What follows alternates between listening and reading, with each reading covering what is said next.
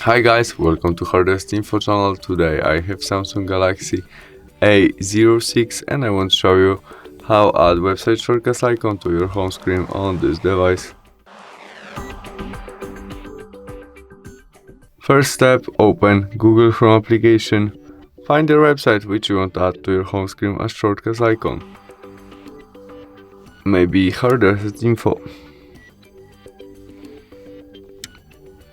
When we search it, open it and tap on three dots on the right corner. There choose add to home screen.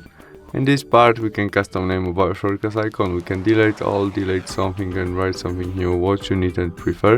And after you customize it, press add and add again to confirm it. And that's all. We have our shortcuts icon on our home screen. Thanks for watching, see you soon, bye.